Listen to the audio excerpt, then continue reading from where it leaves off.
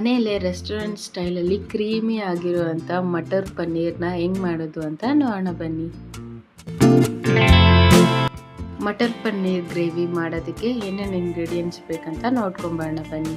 ಪನ್ನೀರ್, ಗೋಡಂಬಿ, ಟೊಮ್ಯಾಟೊ, ಬಟಾಣಿ, ರುಚಿಗೆ ತಕ್ಕಷ್ಟು ಉಪ್ಪು, ಮೆಣಸಿನ ಪುಡಿ, ಗರಂ ಮಸಾಲ, ಧನಿಯಾ ಪುಡಿ, ಅರಿಶಿನ ಪುಡಿ. ಇವಾಗ ಒಂದು ಪ್ಯಾನ್ಗೆ 2-3 ಸ್ಪೂನ್ ಆಯಿಲ್ ಹಾಕ್ಕೊಂಡು ಪನ್ನೀರ್ನ ಕ್ಯೂಬ್ಸ್ ಆಗಿ ಕಟ್ ಮಾಡಿಕೊಂಡು ಒಂದು ಶಾಲೋ ಫ್ರೈ ಮಾಡ್ಕೊಳ್ಳೋಣ. ಹಿಂಗೆ ಮಾಡೋದ್ರಿಂದ ಪನ್ನೀರ್ ಸಾಫ್ಟ್ ಆಗಿರುತ್ತೆ, ಗ್ರೇವಿಗೆ ಹಾಕಬೇಕಾದ್ರೆ ಏನು ಬಿಟ್ಕೊಳ್ಳಲ್ಲ. ಪನ್ನೀರ್ನ ಮೀಡಿಯಂ ಫ್ಲೇಮಲ್ಲಿ ಇಟ್ಕೊಂಡು ಫ್ರೈ ಮಾಡಿ, ಕೇರ್ಫುಲ್ಲಾಗಿ ಫ್ರೈ ಮಾಡಿ ಹುಷಾರಾಗಿ.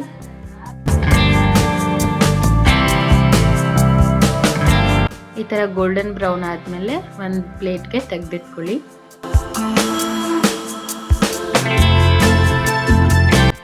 ಅದೇ ಪ್ಯಾನ್ಗೆ 1-2 ಹೆಚ್ಚಿಟ್ಕೊಂಡಿರೋ ಈರುಳ್ಳಿ ಹಾಕ್ಕೊತಾ ಇದ್ದೀನಿ. ಇದನ್ನು ಟ್ರಾನ್ಸ್ಪರೆಂಟ್ ಆಗೋವರೆಗೂ ಚೆನ್ನಾಗಿ ಫ್ರೈ ಮಾಡಿ. ಫ್ರೈ ಆದಮೇಲೆ ಒಂದು ಮಿಕ್ಸಿ ಜಾರ್ಗೆ ಹಾಕ್ಕೊತಾ ಇದ್ದೀನಿ.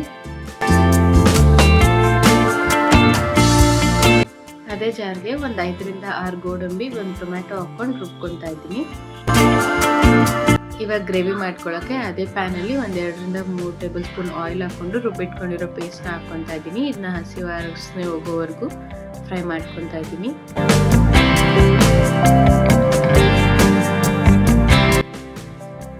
ಇವಾಗ 2 ಸ್ಪೂನ್ ಶುಂಠಿ ಬೆಳ್ಳುಳ್ಳಿ ಪೇಸ್ಟ್ ಹಾಕ್ಕೊತಾ ಇದ್ದೀನಿ.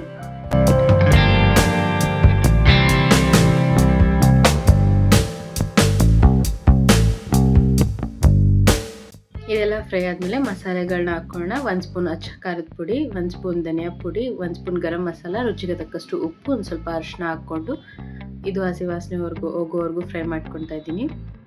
ಇವಾಗ ಹಸಿ ಬಟಾಣಿ ಹಾಕ್ಕೊತಾ ಇದ್ದೀನಿ.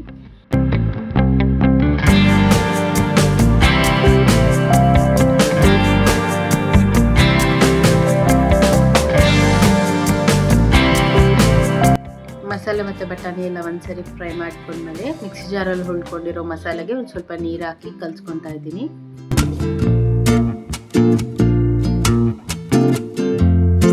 ನಿಮಗೆ ಗ್ರೇವಿ ಯಾವ್ದಕ್ಕೆ ಬೇಕೋ ಅಷ್ಟು ನೀರು ಹಾಕ್ಕೊಂಡು ಒಂದು ಕುದಿ ಬಂದಮೇಲೆ ಪನ್ನೀರ್ನ ಫ್ರೈ ಮಾಡಿಟ್ಕೊಂಡಿದ್ವಿ ಅಲ್ಲ, ಅದನ್ನು ಹಾಕ್ಕೊಳ್ಳೋಣ.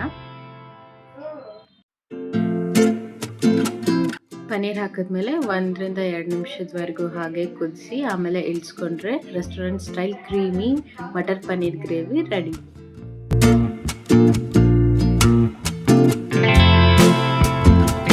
ಚಪಾತಿ ಜೊತೆ, ಅನ್ನದ ಜೊತೆ ಎಲ್ಲನೂ ಇದು ತುಂಬ ಚೆನ್ನಾಗಿರುತ್ತೆ. ಒಂದ್ಸರಿ ಮನೆಯಲ್ಲಿ ಟ್ರೈ ಮಾಡಿ ಹೆಂಗೆ ಮಾಡ್ತು ಅಂತ ಕಮೆಂಟ್ ಮಾಡಿ ಹೇಳಿ.